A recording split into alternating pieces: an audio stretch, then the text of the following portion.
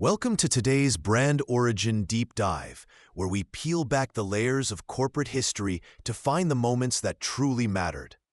You've heard of the product, but do you know how a forgotten archive room and a scrapped design direction fundamentally reshaped its global image forever? We're venturing into the hidden corners where ideas go to die, or sometimes to wait for their story to be told. If you find value in this kind of storytelling, consider liking the video and subscribing. It helps more than you know. And tell us in the comments, where are you watching from, or what brand origin story fascinates you the most? Let's dive in and discover how it all began. You are led through a maze of high, sterile shelves within a climate-controlled corporate archive. Rows and rows of shrouded objects standing like silent sentinels. The air is cool, dry, and smells faintly of decaying plastic and aged paper, a stark contrast to the digital world the brand now inhabits. Dust motes dance in the narrow beam of your flashlight as you navigate past sealed boxes marked with cryptic project names and faded dates. This isn't the polished museum of iconic products. This is where the failures and the forgotten are stored. Your initial detachment, viewing it merely as historical detritus, begins to fray as you approach a single, unassuming box, slightly larger than the rest, tucked away on a lower shelf. It bears a label from 1997.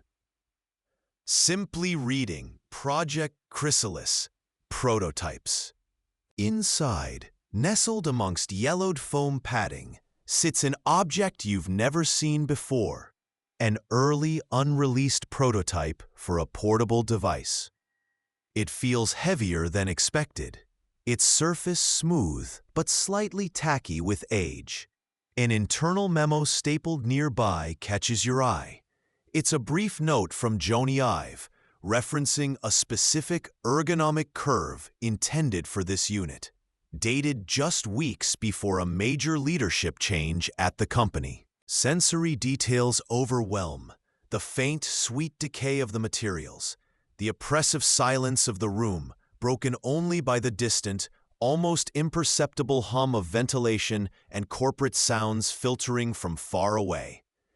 Your curiosity is now profound, tinged with a growing sense of unease. Why was this hidden? The sleek lines of the brand you know are absent here, replaced by something clunkier, less refined. Yet, look closer. There, along the back of the prototype, is that subtle, almost imperceptible curve mentioned in the memo, a foundational shape that echoes, albeit faintly, in designs that would come years later. It's like finding a single phrase from a forgotten language embedded in a modern conversation. This discarded artifact represents a critical junction, a path not taken just as a major historical turning point. The return of Steve Jobs was about to redefine the company's trajectory. Analysts continue to question the reasoning behind shelving seemingly promising projects like this one. Was it a true dead end, or simply incompatible with the new vision? The obscurity of this object foreshadows a struggle, a conflict between old guard and new vision, between potential and pivot. What hidden history does this silent archive truly contain? Building on what came before, you descend further into the corporate memory, into a period Apple historians often refer to as the Dark Age, before the colorful revival. Here, you witness the sculptor entering his cage. Jony Ive and his small design team are isolated in the sterile efficiency of their lab, a stark contrast to the chaotic energy of the engineering floors. This section reveals the often invisible battles waged within the hierarchy of the late 90s. Ive's revolutionary ideas for simpler, more human technology met resistance like a bad pitch meeting you've probably sat through. full of skeptical stares and dismissive comments. The emotional shift is palpable. Mounting frustration gives way to a quiet, simmering defiance. You feel the weight of their creative isolation. A brand core element emerges from this struggle: the PowerBook G3, particularly the Wall Street model. While lauded later, it faced significant internal opposition regarding materials and aesthetics, almost like trying to convince a traditional baker that rainbow bagels are a good idea. The symbolic thread, the curve, the tactile feel, is present but distorted, muted by compromise. You can almost feel the smooth plastic being rejected for cheaper, boxier alternatives. This era foreshadows the deep personal cost of Ive's early victories and plants the seeds of future internal conflict. Analysts still debate the reasoning behind some of the aesthetic compromises made during this period, wondering how different the trajectory might have been had Ive been given free rein sooner. Building on the fragile hope of earlier efforts, you're now pulled into the crucible. This is the infinite loop of creation, the engine room where the iconic product is forged. Hours bleed into days, then weeks, inside secure labs humming with late-night power. You feel the cool, shifting weight of countless plastic prototypes in your hands. Some awkward cubes, others looking like melting alien eggs. Discarded husks on the path to purity. The faint smell of hot plastic and stale coffee hangs heavy in the air, mixing with the low hum of 3D printers and milling machines. Design doesn't just meet engineering.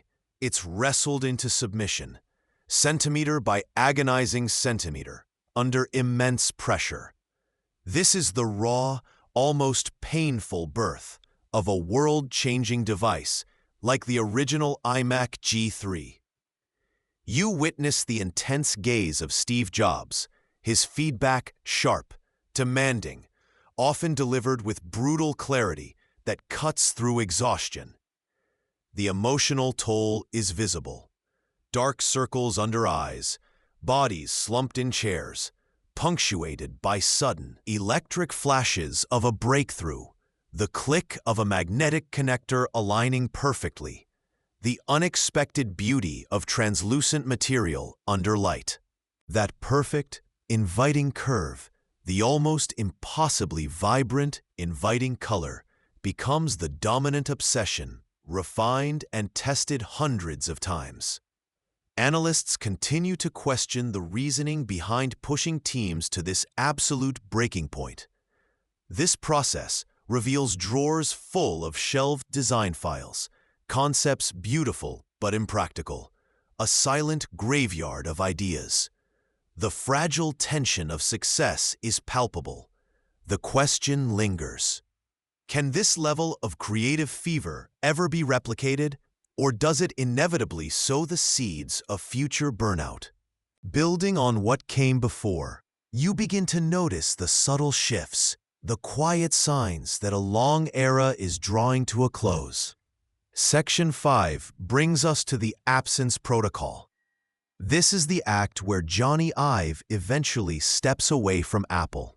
You witness the preparation, the careful delegation, maybe a few slightly awkward farewell events. The immediate aftermath is a palpable quiet within the design organization. His physical absence leaves a void. The once occupied corner of the studio. The unique rhythm of his presence now gone. Leadership changes. New faces take the helm, and the fundamental question hangs heavy in the air. Who truly guides the aesthetic future now? The brand core feels different. It's defined by what isn't there. Character progression here is less about a person moving forward, and more about the collective feeling of separation, the emotional weight of leaving a life's work, and the deep uncertainty felt by those who remained, suddenly navigating familiar spaces that feel alien. Sensory details emphasize the emptiness, the quietness around a now clear desk, the feeling of different hands touching familiar clay models or CAD software, the subtly changed acoustics of a room missing its central figure. The emotional shift is profound, a mix of loss, reflection on past triumphs, and a palpable uncertainty about where the brand's identity is headed. A quirky, lesser-known detail from this period is the Quiet, internal nickname for Ive's former private studio area post-departure, reportedly just the Quiet Zone, a somber acknowledgement of the shift. The symbolic curve or sound becomes an echo, a memory, or is conspicuously absent from new product lines, signifying a break, a potential fracture in the design lineage.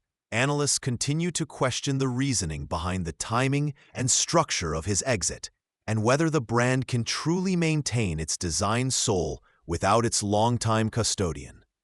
Foreshadowing lingers not just on what Apple does next, but on what Ive does next, and how this pivotal separation redefines the relationship between creator and creation on a global stage. As explored in the previous phase, the brand's impact reshaped industries, but as we reach the end of this journey, we arrive at the echoes. You've walked through the hidden archives, felt the intensity of those design studios, and witnessed the product's transition from radical ideas to ubiquitous objects in every pocket and on every desk. Now, the sensory experience shifts from the controlled environment of creation to the vast, unpredictable landscape of daily life. You see the familiar rectangles and curves in the hands of strangers. Feel the cool aluminum against your skin. Hear the distinct chime of a notification blending into the city's soundscape. These aren't just devices. They are woven into the fabric of modern existence, shaping how you interact with the world and each other. This omnipresence brings us back to the brand's core legacy, dominated for decades by the philosophy of Jony Ive. His vision of simplicity, materials, and human-centered design left an indelible mark, a ghost of the curve that still influences countless products globally. But the story didn't end when he departed Apple in 2019, a major turning point in the design narrative. The question now is how that philosophy endures, mutates, or is being redefined. Is the current product line a pure continuation, or something subtly different? Analysts continue to question the reasoning behind certain design decisions made after his tenure, debating whether the focus has shifted from radical innovation to masterful iteration. There's a palpable feeling, for some, that the surprise element has lessened, replaced by a predictable elegance. A quirky detail, perhaps, is the way the physical feel of the edges or the subtle click of a button seems less like a discovery and more like a known quantity, a refinement rather than a revolution. This leads to a contemplation, perhaps a touch of melancholy. You grapple with the complexity of a legacy that encompasses both breathtaking beauty and the immense corporate power required to manifest it on a global scale. The symbolic curve or sound is reevaluated. Does it still speak of hopeful possibility or merely efficient function? The mystery isn't fully solved. The human and cultural dimensions laid bare reveal a haunting sense of the immense forces, personal obsessions, market demands, technological limits, behind the objects that now so effortlessly shape our lives. Is this the final chapter of a design era, or just another iteration waiting to unfold? And so we slow the rhythm, reflecting on the journey we've taken through the life of this brand. From hidden sketches and prototypes few ever saw, to the objects you hold and interact with every single day, this story is a testament to the power of relentless focus, the tension of creative ambition, and the profound, sometimes uncomfortable ways design shapes our culture. The legacy isn't just in the sleek form or the intuitive function. It's in the lessons learned from the stumbles, the debates sparked by the choices, and the cultural symbolism etched into the collective consciousness. The core of the brand lies not just in its polished surface, but in the human striving and complex forces beneath. And maybe, just maybe, the soul of a brand is never truly in its product, but in the people, stories, and stumbles that shape it.